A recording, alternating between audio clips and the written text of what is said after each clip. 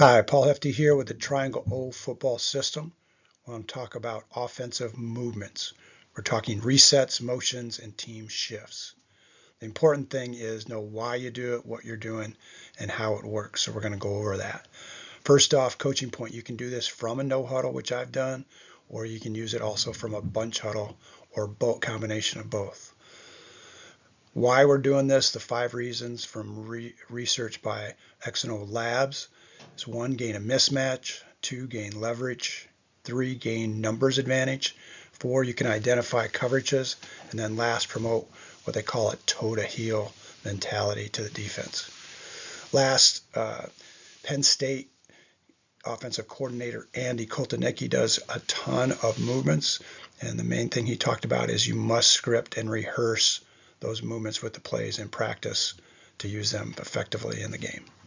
Let's take a look. Okay, first looking at resets and motions in the system, a couple key points. If we're doing resets, that movement player will go ahead and reset in his final formation and we'll finish the cadence. If we do that, the signal will be before the formation signal saying we're resetting to it. If we're doing motions where the cadence is going on while the movement is happening, now we will signal it after the final formation saying we're motioning from. The types of movements that impact defenses the most, again, according to X&O Labs, number 1 is H-back moving across, which we call drive or drive flex. Then in returning back and forth, which we call steer. Your A receiver doing that fast or jet-like motion, we call it fly. Then we can add that to across and return. And then last, your back going back and forth, which we call sin and bounce. Again, you're not going to use all of these, but you can see the system is set up for you to pick what works best with your people and with your system. So next we want to look at movement mechanics, and there's 3 ways to execute. You pick what works best for you. Number 1, I prefer a look and reset, where we'll go ahead and have the player motion across to the final formation, reset quickly, and we run the play. So again, the player here needs to reset to the formation call. The supersonic motion or traditional method is the player will motion from the formation with the call. And last, we can use a double cadence, what we call a freeze tempo. And now you can go ahead, resets, motions to or from, whichever you pick, and do shifts within that. Key point with the communication process for the quarterback, and we'll show this with each of them, with the resets and the motions, quarterback will call the play, then he will set the team, start that motion person or reset person in movement, and then finish the cadence with ready, go. When we do team shifts, quarterback again will call the play first, then he will actually shift and use a fist shifting cross in front of the body to start the movement, and then we go set the team, ready, go. When we use motions and shifts, again, call the play, then he's going to go ahead and start that motion. Then we will go ahead and call the shift, again with the signal, fist shifting, and again, full cadence, set, ready, go. Last, we can do shifts to motion, and that's where the quarterback calls the play, again, shifts with the signal, shifting. Now we set everyone, we start the motion movement, and finish the cadence with ready, go. So some examples of the back with the resets and motions. Key teaching point here, these signals are two-handed. Both hands will be going here.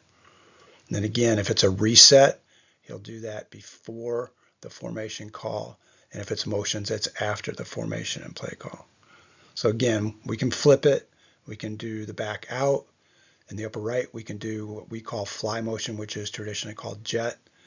Down to the bottom, then we can do sin, where we start empty, come back in, and we can bounce back and forth, start in the backfield, out and back.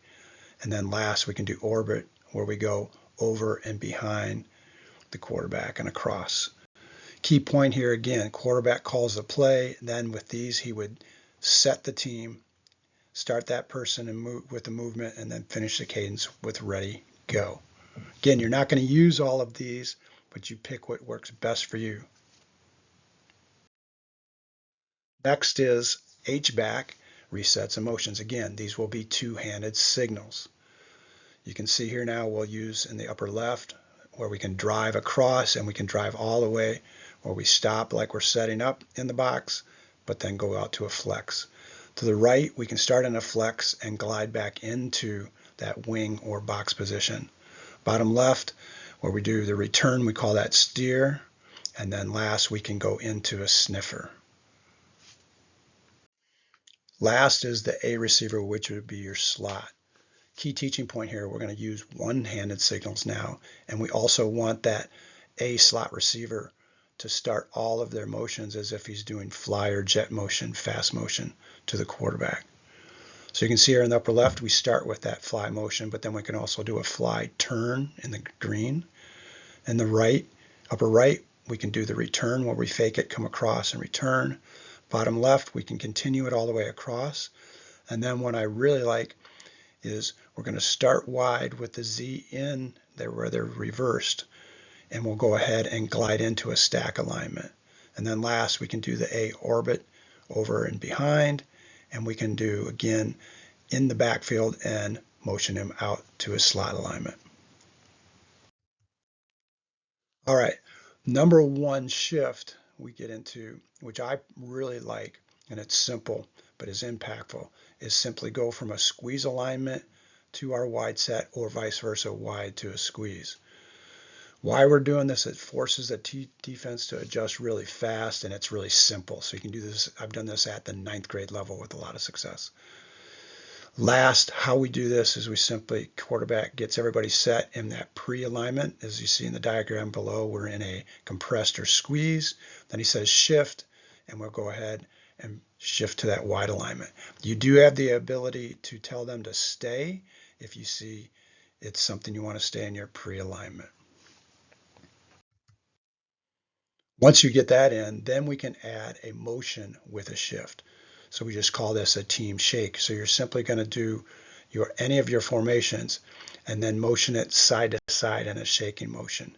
So we're chunking two movements together. You can see in the bottom left here now, we're going to go ahead and use that squeeze alignment, but we're shaking. It's a shake a duo right. So the mechanics would be here. Quarterback calls out the play. He's going to go ahead and have the A receiver, in this case, do his return motion. Once he gets back to his original spot, then he would say shift, and you shift to your wide alignment.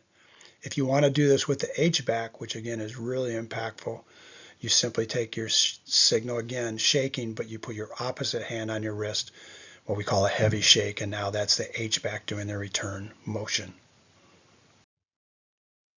Number 3, and something I used at the college level, it's really easy and it's fun. You can use it again. I've done it at the 9th grade level. We call this Aussie opposite, where we're simply going to use a shift from anything opposite of the final formation call, and we just use these countries opposite side of the world. We'll also show you how you can add motion with that then too. So first here with Aussie opposite, the rules are simple. The Z and the X that are on the line of scrimmage, if they're wide, they start tight. If they would be tight or closed, they would start wide, opposite. The A and the H, their rule now is they are going to go the opposite side of their alignment. And then the B, if he's in the backfield, he will go ahead and go towards the call, but go empty, and vice versa. If he's empty, he would be in the backfield. Real simple here, we line up in that set, and you can see here's an Aussie trio right, with the signal being the forearms crossed in front, up high, upward. Really simple now, we get this heavy formation to the left, quarterback says shift, and we turn into our trio right, where we have a 3x1 now to the opposite side. Again, you can freeze this and run plays, and usually you just have 3 plays that the players know you'll use in a freeze situation or stay. If you find yourself using Aussie opposite quite a bit, you can add now motion. First is Aussie shake, where we're going to go ahead and use the signal of the arms crossed upward, but now shaking side to side. This cues the A receiver to stay opposite, and then after the shift, as you see in the bottom diagram, he will motion across now to that trio right formation. We can also do an Aussie slam, where the signal now is the arms crossed upward but slamming downward, and that will tell now the H-back to stay opposite. Team will shift to the trio right as we have in the diagram to the right, and then H will do his drive motion across. Last, similar to Aussie opposite, we can do what's called a Tahiti trade. Now we're going to just line up in a 3x1 bunch tray set away from the final formation, and we use Tahiti as the cue word.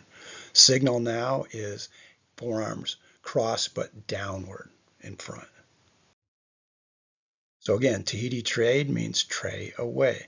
If you look at the bottom left diagram, we've gone Tahiti with the signal, in verbal with trio right.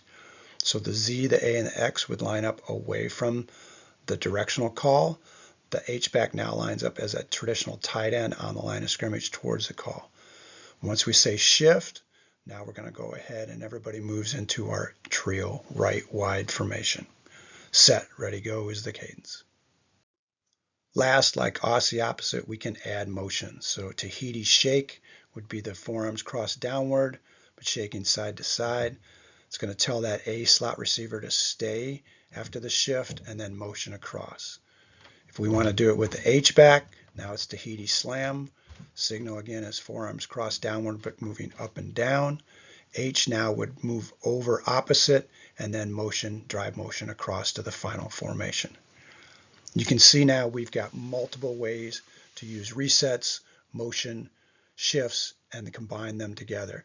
You pick what works best for you. Again, you can do it from a no huddle or from a bunch huddle or a combination of both. The key here is to have a purpose to what you're doing and make sure it's something that your players and you as your OC and play caller can process easily and efficiently. Thanks.